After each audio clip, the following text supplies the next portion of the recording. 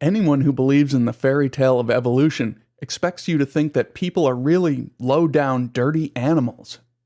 They say we are actually members of the animal kingdom, and primates no less, like monkeys at the zoo.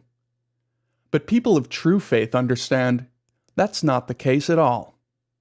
The Bible teaches that man was made in God's image, created separately from the beasts of the earth. Obviously, this means that evolution must be a lie. Bad news for those deluded souls who claim it's a reality, huh? For one thing, if people were descended from animals, or God forbid if we actually were animals, there would be physical similarities. But that's not the case at all. Those godless Darwin worshippers even want you to believe the ridiculous myth that there are genetic parallels between animals and man. But human genes have no similarities to those of animals. Man is unique and shows no physical connections at all to the animal kingdom on any level. It just doesn't add up, does it, evolutionists? Faithful Darwinians also love to talk about fossils, but they can't seem to find every single fossil demonstrating the smooth transition from animals to humans generation by generation. There are dirty animal fossils, and there are nice, clean people fossils.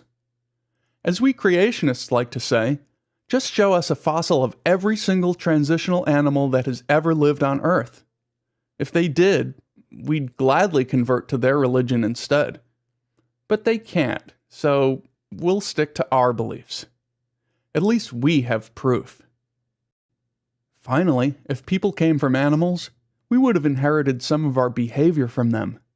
But again, that's not the case at all. When was the last time you saw someone behaving like an animal? Evolution believers secretly wish they could find evidence in animals for human emotions like anger and happiness and fear, but they can't. Also, God gave man the unique ability to resist sexual urges, whereas filthy animals have sex whenever they feel like it, by instinct. And how do you think animals do it? That's right, doggy style. Granted, we creation realists would have a tough time if there were parallels connecting people and animals.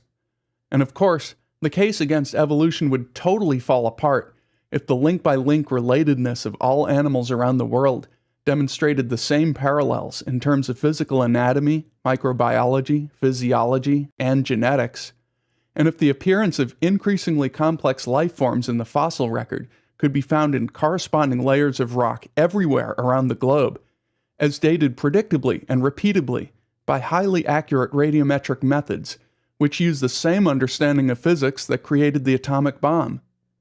But when you look at the actual facts, the true reality becomes clear. That couldn't be the case at all. Let us pray that someday, man will be correctly reclassified as our own separate kingdom, to which everything on earth was created by the God of the Bible to submit. After all, we are the Lord's favorite chosen creatures. The rest are just dirty animals.